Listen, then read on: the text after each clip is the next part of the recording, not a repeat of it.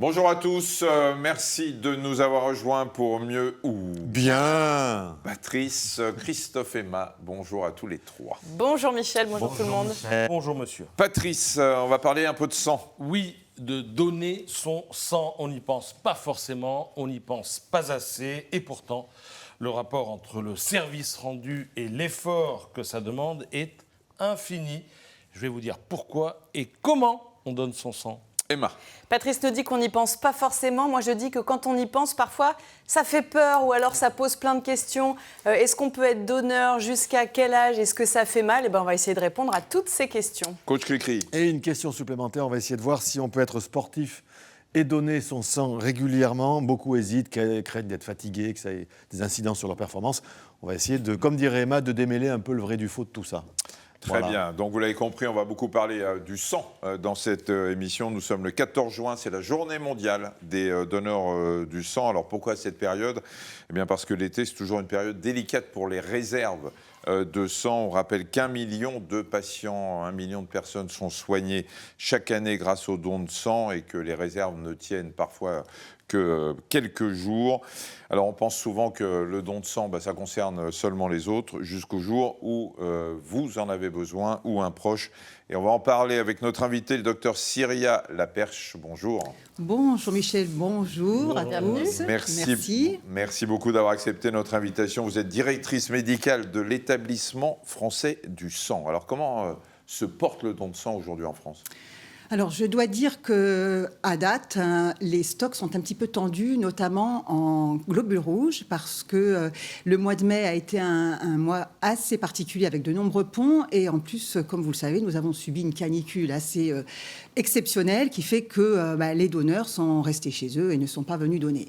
Donc il est très important finalement de remobiliser justement à l'occasion de cette journée mondiale des donneurs de sang, nos donneurs qui sont bénévoles et qui doivent venir donner pour reconstituer ces stocks. Quand vous parlez de tension, on ne parle pas de pénurie en ce moment, en tout cas à date comme vous dites, mais est-ce que tous les ans il y a une véritable pénurie ou est-ce que c'est une façon d'alerter, de dramatiser un peu la situation pour que les gens viennent donner? Alors, il faut dire qu'aucun patient, à date, n'a pas pu être transfusé. Nous avons toujours pu, finalement, donner le sang nécessaire pour les prescriptions qui nous sont faites.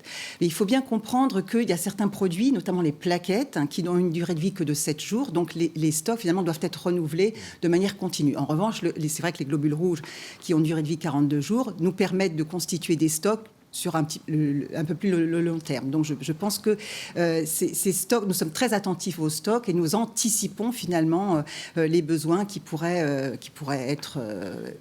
Juste un mot, vous dites la durée de vie des globules rouges est de 42 jours, hors organisme, parce que dans l'organisme, c'est 120 jours. Qu'est-ce qui fait qu'ils vivent 3 fois moins longtemps? Alors, c'est le produit sanguin qui a une durée de vie de 42 jours parce que, en fait, la qualité du globule rouge, nous l'avons évalué, et au-delà des 42 jours, elle est altérée, et donc les fonctions du globule rouge ne sont plus assurées, enfin, sont moins bien assurées à partir de 42 jours. Alors, le principe de cette émission, c'est que nous avons des chroniques qui vont être consacrées aujourd'hui donc au sang, et on va commencer avec le PATSCAN. Donc, Patrice, acte citoyen, mais aussi vital. Oui, citoyen et vital, parce que chaque année, 1 million de patients profitent des dons bénévoles pour être soignés. On a besoin de 10 000 donneurs chaque jour en France. Alors, on va être très, très concret. Qui peut donner? Alors, il faut avoir 18 ans minimum et 70 ans maximum. Il faut peser plus de 50 kilos et évidemment être en bonne santé. Ça va vous prendre quoi? 1 heure de votre temps. La prise de sang en elle-même, ça ne dure que 10 minutes, mais vous passerez 1 heure dans le camion ou à l'endroit où il y a cette prise de sang. Ensuite, vous aurez droit, et ça c'est la bonne nouvelle, à une collation. C'est l'occasion d'échanger avec les autres donneurs, parce que tout est fait en fait pour qu'on passe un moment convivial lorsqu'on va donner son sang. Une précision, vous pouvez venir le ventre plein, c'est même très recommandé, parce que souvent on se dit prise de sang, j'y vais le ventre vide. Non, ça c'est pour les examens médicaux. C'est surtout parce qu'il y a une collation. Voilà, quand on donne son sang, on peut venir le ventre plein, vous pouvez prendre un bon petit déjeuner ou même un déj équilibré, évidemment, si vous venez l'après-midi. Et évidemment, on boit avant, mais on boit de l'eau. Hein. On ne boit pas de l'alcool, voilà, de l'eau ou des jus de fruits, ça vous pouvez. Et on n'oublie pas la pièce d'identité. Hein. Pourquoi 70 ans? J'ai 69 ans. Je vais avoir 70 ans l'an prochain, je ne pourrais plus donner mon sang alors que je me sens en pleine forme. On peut donner jusqu'à 71 ans, en fait, 70 ans. L'année de 70 ans. C'est l'amendement Simès, ça s'appelle. Voilà. On peut négocier? Je peux pas. Non, on ne peut pas négocier, c'est la réglementation en fait qui l'a établi, parce que on considère qu'à partir de 70 ans, il y a un risque notamment de maladie cardiovasculaire qui est un peu plus important. Et donc, un donneur qui vient est en bonne santé, il faut qu'il ressorte du don du sang en bonne santé. Donc, c'est une des raisons pour lesquelles on a. Ah, c'est pour protéger le donneur. Bien sûr, c'est pour Et protéger moi, j'ai le une autre donneur. question. Alors, c'est pas du tout personnel, mais pourquoi plus de 50 kilos? Parce qu'en fait, le volume sanguin total dépend du poids et de la taille. Et donc, pour pouvoir disposer d'un produit avec un volume suffisant, il faut prendre un certain volume de sang. Et donc, On risque d'affaiblir le donneur Absolument, si jamais il pèse moins de 50 kilos. Alors, comme on fait des émissions santé, je leur pose parfois des petites colles pour voir s'ils écoutent ce que je dis. Volume sanguin, Patrice? Le volume, c'est-à-dire combien on a de litres de sang dans le corps? 5 litres. Bravo. Très bien, entre 5 et 7 litres en Oui. fonction de la morphologie. Oui, ça rentre, hein. Vraiment, ça rentre. On est presque à l'école de médecine.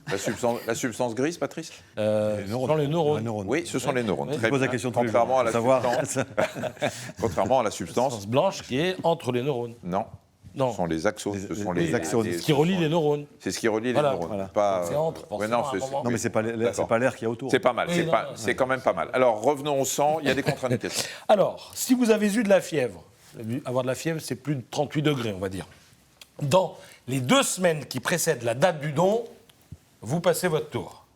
Si, dans les 2 mois qui précèdent, vous vous êtes fait faire un tatouage ou un piercing, ou alors même percer les oreilles, évidemment pour mettre des boucles d'oreilles, là aussi, il faudra passer votre tour et revenir. Si vous avez eu des relations sexuelles avec des partenaires différents au cours des 4 mois qui précèdent le jour où vous avez décidé de donner votre sang, eh ben, il faudra vous serrer la ceinture si vous voulez un jour donner votre sang. Ensuite, Et en revanche, si on a des rapports sexuels avec une seule personne qui est toujours la même, il n'y a pas de souci. si j'en crois l'établissement Santé du Franc, en tout cas, du Santé sang, du en Franc. tout cas, Santé du On franc. sait du sang.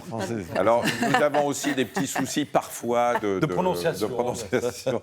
Alors, l'établissement Santé mais du on a un Franc, orthophoniste qui est entre 10 et qui nous check. Alors, si j'en crois l'EFS, non, c'est pas l'école française de ski, c'est non, établissement français du sang. français du sang. Voilà. C'est l'EFS. Donc, oui, non, mais il n'est pas indiqué sur le site que si vous avez des relations sexuelles avec votre partenaire habituel, vous ne pouvez pas donner votre sang. Donc, Sinon, il y aurait pas simplement, beaucoup de si monde, vous hein. avez, voilà. Sinon, c'est simplement si vous avez des partenaires Alors. multiples. Si vous avez reçu un soin ou une opération dentaire, ça aussi c'est intéressant, quelques jours avant, vous oubliez. Et enfin, si vous avez voyagé au cours de la dernière année, il faut non pas passer votre tour, mais il faut le dire, il faut le signaler, parce qu'en fonction du pays ou de la zone géographique dans laquelle on s'est retrouvé, il peut y avoir un warning. C'est intéressant, c'est que du déclaratif finalement, vous n'allez pas vérifier. Si j'ai envie de donner mon sang et que je me suis fait traiter une carie la veille, je viens, comment vous pouvez le savoir? Non, mais en fait, le don de sang est basé aussi sur la confiance. Donc, on fait confiance finalement au système déclaratif, hein, c'est clair. Je voudrais juste rajouter une petite chose. Quand vous dites passer votre tour, notamment sur le multipartenariat, Oui. on appelle multipartenariat, c'est pas passer son tour de manière définitive. Hein. Ah ben non, il faudra vous faire pour revenir. On peut revenir voilà, bien sûr. effectivement 4 mois après si on est dans une relation beaucoup plus stable au-delà Bien sûr. de la période. Mais c'est si on a eu des rapports non protégés ou vous considérez tous les rapports de la même façon? Tous les rapports sont considérés de la même façon. La question n'est pas spécifiquement posée sur le rapport protégé ou non protégé. Et alors, c'est quoi le rapport? Justement, c'est quoi le problème en fait? Parce qu'on peut avoir été infecté par la partenaire avec laquelle. Ou un des partenaires? Oui, en fait, c'est lié au risque qui est plus important lorsqu'on multiplie le nombre de partenaires d'être D'accord. infectés avec une maladie sexuelle. Au risque au pluriel, donc, il y a Il y a plusieurs encore risques. beaucoup de Voilà. personnes, il y a beaucoup de personnes qui sont porteuses du virus du sida en France sans le savoir. Et De donc, toute façon, ce sang est vérifié une fois que vous le recevez. Absolument. Oui, voilà, faut... Alors absolument, si ce n'est que, effectivement, c'est vérifié avec des méthodes biologiques, mais les méthodes biologiques sont défaillantes au tout début de l'infection. Donc Oui. on risque de ne pas avoir de marqueurs positifs alors que oui. le sujet est infecté et qu'on est au tout début de l'infection. C'est la raison pour laquelle on a ce principe de précaution qui fait qu'on établit un délai qu'on appelle d'ajournement, plus ou moins long en fonction donc, des situations. et si on est homme ou femme, il n'y a pas de souci. Tout le monde peut donner, mais pas au même rythme. C'est-à-dire que les hommes peuvent donner jusqu'à 6 fois par an et les femmes, c'est jusqu'à 4 fois par an. Pas 4 fois dans la semaine non plus. Il faut qu'il y ait, Et ça, c'est entre toujours deux pareil, fois. c'est une fonction du volume de sang circulant? Alors oui, ça a été établi en fonction du volume de sang, effectivement, mais je rajouterais juste que ça dépend du don que l'on fait. C'est-à-dire qu'on peut-être on en reparlera, le don de plasma. On va reparler du don de plasma. On va reparler du don de plasma. Entre 2 dons, en gros, il faut 2 mois, normalement. Très bien. Comment on s'y prend concrètement? Eh bien, on va sur le site de l'EFS, l'établissement français du sang. Vous mettez votre région, il y a toutes les villes dans lesquelles vous pouvez faire des dons du sang qui apparaissent, c'est vachement bien fait. Vous en choisissez une et vous avez tout de suite l'adresse et le téléphone de là où ça se passe. Il y a aussi une appli qui s'appelle Don du sang. Elle vous permet d'avoir un œil, évidemment, sur le calendrier de vos rendez-vous si vous en avez pris, de savoir quel est le lieu de don le plus proche de vous, de l'endroit où vous vous trouvez, et de faire un test d'auto-évaluation pour savoir si vous pouvez donner en fonction de tous les critères et tous les warnings que j'ai cités précédemment. Et ça vous permet aussi de garder en mémoire votre carte de donneur. Mais pour avoir cette carte de donneur, elle n'est délivrée en fait qu'à partir du 2e don. Donc il faut donner 2 fois et ensuite vous avez votre carte. Alors, c'est drôle aussi, ces cartes de donneurs qui nous permettaient aussi d'avoir notre groupe sanguin et notre résus, comme si on allait vous transférer ça juste sur la vue d'une carte, ça n'existe pas.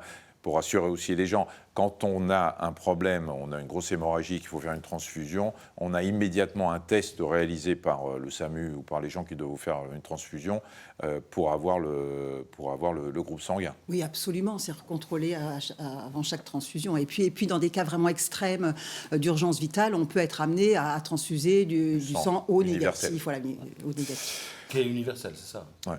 Qui fonctionne à peu près avec tout le monde. On peut le dire comme ça. Bon. Merci beaucoup Patrice. Alors Emma a plein de questions à vous poser, c'est le vrai du fake.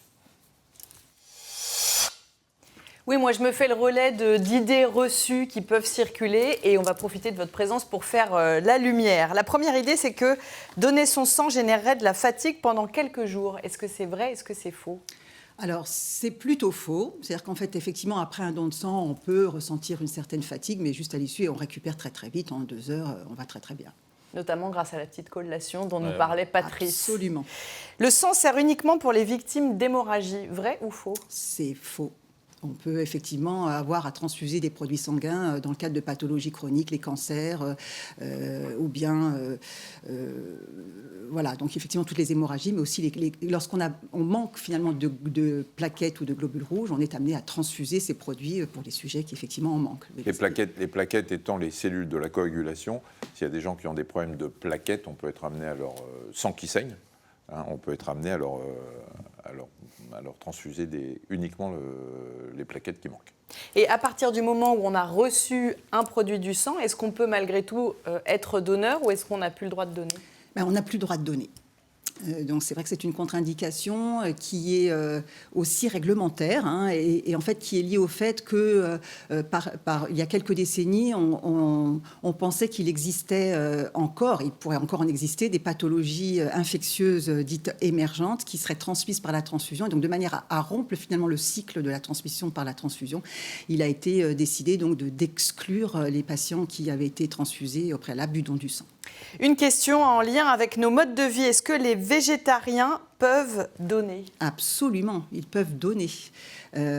On contrôle. C'est vrai que les idées reçues disent que les végétariens vont manquer de fer et donc de globules rouges, mais il y a un contrôle systématique finalement qui est fait lorsqu'on vient donner pour la première fois donc du taux d'hémoglobine pour autoriser le don du sang. Donc oui, les végétariens peuvent donner. D'accord, sans précaution particulière? Sans précaution particulière. Les homosexuels, les personnes homosexuelles peuvent-elles donner leur sang? Absolument. Ça, il y a eu un changement de cap assez Absolument. récemment. Récemment, absolument. Aujourd'hui, soyons clairs, quelle que soit notre orientation sexuelle, on peut donner son sang. Sauf si vous avez beaucoup de partenaires. Absolument. Ah bah, bien Dans les sûr. 4 mois qui précèdent. On l'a dit précédemment. C'est plus l'orientation, c'est la pratique. Le sang donné est utilisé tel quel immédiatement? Vrai ou Non, faux? absolument pas, c'est faux. Effectivement, il faut le préparer de manière à ce qu'il puisse être délivré donc, au patient. Et donc, on va préparer d'un côté des globules rouges, les plaquettes et puis le plasma. Et donc, ne seront transfusés que les produits qui sont nécessaires au patient. Et est-ce qu'en dehors de ce tri entre les différents produits sanguins, il est traité, le sang? Alors, il peut être traité. Il y a des produits qui sont traités, notamment les plaquettes et le plasma, qui peuvent subir des traitements physico-chimiques qui permettent finalement de réduire le risque infectieux. Une femme ne peut pas donner son sang quand elle est pendant la période de ses règles. Vrai ou faux? Faux. Elle peut donner son sang pendant la Mais elle période peut des être un peu plus fatiguée parce qu'elle a déjà perdu du sang pendant ses règles, surtout si les règles sont abondantes.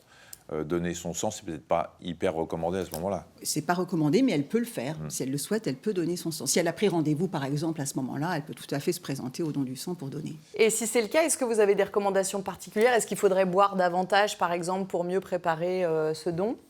Alors, on incite bien tous les donneurs à boire, effectivement, on en a parlé tout à l'heure de collation, de ne pas venir à jeun, mais on les incite effectivement à boire avant, pendant le don et après, lors de la collation, pour finalement restaurer le volume sanguin qui a été prélevé. La poche de sang peut être conservée plusieurs années. C'est vrai ou c'est faux? Alors, c'est vrai et c'est faux, tout dépend du produit. On l'a dit tout à l'heure, ce qu'on appelle les globules rouges sont conservés 42 jours, les plaquettes 7 jours, et le plasma, par contre, peut être conservé jusqu'à 3 ans, congelé. Donc, c'est un produit qui peut être conservé plus longtemps, mais pas ad vitam aeternam. D'où l'importance de donner régulièrement. Une dernière question. Est-ce qu'on sait fabriquer du sang artificiel? Alors, il y a des pistes, mais aujourd'hui, nous ne sommes pas capables de le fabriquer en grande quantité. Donc, nous avons toujours besoin, effectivement, des dons de sang et donc de l'altruisme et du bénévolat des donneurs. On ne peut pas décider de donner son sang pour une personne en particulier, parce qu'on a un proche, un ami qui a besoin de transfusion sanguine. On ne peut pas dire, tiens, je veux bien le donner, mais il faut que ce soit pour lui. Non, absolument pas. Le don est volontaire, bien sûr, bénévole et anonyme. Alors, il y a des cas un petit peu particuliers lorsque, effectivement, on a affaire à des sujets qui ont ce qu'on appelle des sangs rares, excessivement rares, où là, exceptionnellement, il peut y avoir ce qu'on appelle des dons dirigés, mais ça se fait vraiment dans des cas exceptionnels sur dérogation. En France, le geste est très altruiste, il est gratuit. Hein, on n'est pas payé pour donner son sang. Est-ce qu'il y a des pays qui rémunèrent les donneurs ? Il y a des pays qui rémunèrent les donneurs, notamment des donneurs de plasma. On peut citer, par exemple, dans l'Europe, l'Allemagne en partie, les États-Unis aussi, où on rémunère les donneurs de plasma. Mais en France, on tient absolument à conserver le modèle éthique du don du sang anonyme et non rémunéré. C'est très important. Et vous pensez que ce serait un moyen d'éviter la pénurie ? Ou la tension dont vous parliez ? Non, je pense que les donneurs sont vraiment très attachés à ce modèle éthique et ils sont même opposés à la rémunération et donc il est très important pour nous de conserver ce modèle-là. Deux petites questions. Femme enceinte, elle peut donner ou pas? Non, elle ne peut pas donner. D'accord. Et deuxième chose, question de béotien. Si je suis transfusé et que, à la suite d'une erreur impensable, mais néanmoins ça peut arriver, on me met le mauvais, on met du sang au plus alors que je suis au moins ou je sais pas quoi. Qu'est-ce qui se passe? C'est mortel ou pas? C'est pas mortel, je vous laisse répondre, mais d'abord ça ne peut pas arriver. Ça ne peut pas arriver. On évite. Il y a des verrous successifs tout au long de la chaîne transfusionnelle pour éviter cet accident. Mais malheureusement, le système n'est pas totalement infaillible. Et donc, il peut y avoir effectivement des conséquences assez sévères d'une transfusion qu'on appelle, nous, incompatible, surtout pour les groupes sanguins ABO. Et donc, c'est vrai que c'est un accident qu'on évite. Bien sûr, non. Mais de toute façon, vous ne pourriez pas donner parce que manifestement, vous êtes malade. Il se passerait quoi? C'est mortel? Ça peut l'être, non, ça peut l'être. Il y a eu pendant longtemps, vous allez me dire si ça continue, mais une idée reçue qui faisait fuir quand même pas mal de gens qui refusaient de donner leur sang, de peur d'être infectés au moment du don de sang. Alors, il y a tous ceux qui ont eu peur, il y a eu la maladie de Creutzfeldt-Jakob, il y a eu le problème de l'hormone de croissance, le problème du sida, etc., où des gens avaient peur, en étant transfusés, en recevant du sang, d'être infectés. Ce qui, à la limite, peut se comprendre. Mais les gens qui donnaient leur sang avaient peur eux-mêmes d'être infectés, peut-être par le matériel qui servait à prélever le sang. Est-ce que cette peur existe encore aujourd'hui ? Alors, Franchement, je dirais non, parce que et puis redire qu'effectivement il y a une désinfection qui est très importante au niveau du point de ponction. On utilise du matériel totalement stérile, donc il n'y a pas de contamination possible. Pardon. Et jetable. Bien sûr, bien évidemment, jetable. Donc il n'y a pas de risque de contamination du donneur. Donc vraiment, je pense que les donneurs peuvent venir en toute sécurité. Très bien. Alors, on va parler maintenant du don de plasma. C'est important parce que c'est un focus un peu en ce moment sur cette journée. Pour bien comprendre ce que c'est, vous allez regarder un petit schéma qui va vous expliquer. Vous allez voir à gauche voilà, le sang qui est normal, enfin celui qu'on prélève voilà, dans un tube en verre. Et quand on le centrifuge, quand on le remue pendant un petit moment, il va se séparer en 3 parties. C'est ce que vous voyez derrière moi. C'est bon, vous voyez bien. En haut, vous avez le plasma, les globules blancs et les plaquettes qui sont au milieu en blanc, et en bas, les fameux globules rouges. Alors, ce don de plasma est très important aujourd'hui. Expliquez-nous d'abord à quoi il sert et puis comment on fait pour le prélever. Alors, donc juste simplement pour dire que le plasma, effectivement, constitue, comme c'est figuré sur ce schéma, 55% du volume sanguin total. Il est composé à plus de 90% d'eau, mais surtout, il contient des éléments très importants pour l'organisme, donc des protéines, des nutriments, des hormones, mais des facteurs de la coagulation et également les anticorps qu'on peut aussi appeler des immunoglobulines. Et donc, ces immunoglobulines sont indispensable pour traiter certains patients qui en manquent, qui sont par exemple en déficit immunitaire, également des pathologies neurologiques graves, et on utilise ces immunoglobulines pour traiter ces patients. Donc il est très important de disposer donc de cette matière première en quelque sorte pour pouvoir fabriquer justement ces immunoglobulines pour ces patients qui en ont besoin. Et aujourd'hui, les besoins en immunoglobulines sont en augmentation. On estime que ces besoins augmentent chaque année de 8%. Et aujourd'hui, nous ne sommes pas en Europe et donc à fortiori en France en autosuffisance pour ces immunoglobulines. Donc, il nous faut absolument produire donc ces immunoglobulines en prélevant du plasma. Alors, vous allez me dire, on peut peut-être prendre le plasma finalement qui est dans un prélèvement classique de sang total, mais à partir du don de plasma, on a un volume de plasma chez un donneur qui peut être prélevé avec une quantité qui est à 4 à 5 fois supérieure à celle qu'on pourrait récupérer à partir d'un don de sang total. Donc on voit l'importance finalement de pouvoir inciter les donneurs à donner du plasma. Donc, et ça se fait. Alors, d'abord, vous parliez de dépendance, on est très dépendant des États-Unis pour le plasma. On achète beaucoup de plasma aux États-Unis. Ce don de plasma est un don particulier, un prélèvement particulier, qui nécessite une prise de rendez-vous auprès de l'EFS. Absolument. Donc, le circuit, on en a parlé un petit peu tout à l'heure. On va sur le site dondusang.fr, on vérifie qu'on est bien éligible au don du sang et ensuite on prend un rendez-vous spécifique pour donner son plasma. Et donc, le circuit est le même. On se présente, voilà. Et puis, dès lors qu'on est éligible, on va s'asseoir donc sur un fauteuil dédié et on va avoir un prélèvement classique, donc un prélèvement de sang classique. Et ce sang, contrairement au don de sang total, où voilà, une fois qu'on a prélevé le sang, il est adressé donc pour pouvoir séparer les différents composés du sang. Mais là, en fait, le sang va passer dans un équipement, donc une machine qui va séparer le plasma des autres éléments du sang. Et donc les éléments qu'on ne va pas regarder, donc les globules rouges, les globules blancs et les plaquettes, vont être restitués au donneur et on ne va conserver que le plasma. Donc c'est moins fatigant à la fin ? Alors, c'est un petit peu plus long. Ça dure 1 heure. Ça dure, oui, entre 45 minutes à 1 heure. Il faut compter 2 heures en tout, le temps de se présenter, etc.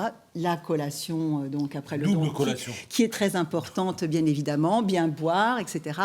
Et puis, ensuite, voilà, en fait, on reconstitue son plasma en très, très peu de temps. En quelques jours, on reconstitue le plasma. Et donc, on peut donner beaucoup plus fréquemment. On peut donner toutes les 2 semaines, par exemple, en plasma, au lieu de les 8 semaines pour les femmes pour le sang total ou les 4 semaines pour les hommes. Donc il faut aller sur le site de l'EFS, www.don200.fr, .efs.santé.fr ou sur l'application, il y a une application Absolument. pour le don de sang. Pardon Christophe, vous allez pouvoir garder votre chronique pour une prochaine Mais avec fois. plaisir. Parce que malheureusement, sinon, on va être obligé de se dépêcher. C'est dommage parce que je sais que la qualité de vos chroniques nécessite un peu de temps et que voilà. C'est comme ça on quand il a quelque chose à me demander, en fait. on parlera. Dans les contre-indications tout à l'heure, on n'a pas posé la question des gens qui avaient eu des maladies, mais guéries, des maladies graves, un cancer par exemple. Est-ce que ces gens-là peuvent ou pas donner leur sang ? Alors, en France, malheureusement, les patients qui ont eu un cancer, enfin les individus qui ont des cancers ne peuvent pas donner leur sang. Même si il y a 20 ans et qu'ils sont guéris. Absolument. Et même s'ils n'ont pas eu de chimiothérapie, même s'ils n'ont pas eu de rayon et qu'ils ont simplement eu une opération chirurgicale. Absolument. Alors, il y a quelques exceptions, notamment sur les cancers in situ du col, les choses comme ça, où effectivement, là, les patients, enfin, les donneurs sont autorisés à donner. Mais c'est une contre-indication aujourd'hui, mais on essaie de la faire évoluer. Ah, pour que... Absolument. C'est parce qu'il y a le droit à l'oubli pour les gens qui ont eu un cancer vis-à-vis des banques, vis-à-vis des assurances, mais pas encore sur le don de sang. Je pense que ça va venir. Ça va bouger ? J'espère. Bon. Et c'est la seule maladie qui est concernée par cette restriction ou... Non, il y a d'autres maladies qui sont concernées par une restriction. Par exemple, les pathologies cardiovasculaires, parce que donc, si on a fait un infarctus, des choses comme ça, on ne va même pas donner son sang parce qu'on estime qu'effectivement, il peut y avoir un impact au don du sang sur la pathologie du donneur. Encore une fois, j'insiste, le donneur arrive en bonne santé, il faut qu'il reparte en bonne santé. Mais ça veut dire que si on considère l'ensemble de la population avec toutes les restrictions, qu'elles soient temporaires ou un peu plus durables, on considère que combien de personnes sont susceptibles de pouvoir donner leur sang ? Aujourd'hui, on a trop peu. Il y a moins de 4% de la population générale française en âge de donner qui vient donner. Donc, on estime qu'il y a quand même encore un potentiel de donneurs de sang important. Et on essaie vraiment d'inciter notamment les jeunes à donner et de les fidéliser au don du sang. On a donné la limite d'âge ? Non. Oui. 70. Oui, mais chez les plus jeunes. Révolu, 18. donc 70. 18 ans, il faut être majeur. donc Oui, il faut être majeur. absolument. Oui, oui. Merci beaucoup d'avoir accepté notre invitation. Vous avez une contre-indication au don de sang, vous ? Non. Aucune. Plein. Non, d'ailleurs, je l'ai déjà donné. On est un paquet. La trouille, non ? Ah, mais je peux vous dire, pardon, c'est un peu du privé, mais il a fallu que je l'accompagne pour l'échographie de la grossesse de sa femme parce qu'il est tombé dans les pommes à l'hôpital, alors que c'est la grossesse de sa femme. Donc je vous raconte J'ai pas. un vrai après, problème avec l'environnement médical. Je vous Voilà. raconte Tombe pas dans les pommes, je la vous raconte prise pas de la sang, prise truc, de c'est sang. pour moi vous avez c'est une contre-indication ? Ah, pas du tout. Et au contraire, je suis une des rares dans ma famille à pouvoir encore donner. Donc, faudrait Eh ben, que je très donne bien. plus. Alors, ce que je vous On va y propose, aller on va y aller. On va aller faire un don de plasma. On va prendre rendez-vous et on se filmera pour envoyer ça sur nos sites. Et le sur les secret, réseaux et le secret médical ? Sur les Bravo. réseaux sociaux, ça c'est autre chose. Mais sur les réseaux sociaux de mieux, on se filmera pour essayer de motiver les gens. Et je vous accompagnerai, mais malheureusement, je fais partie des contre-indications. Et ça n'est pas à cause du multipartenariat.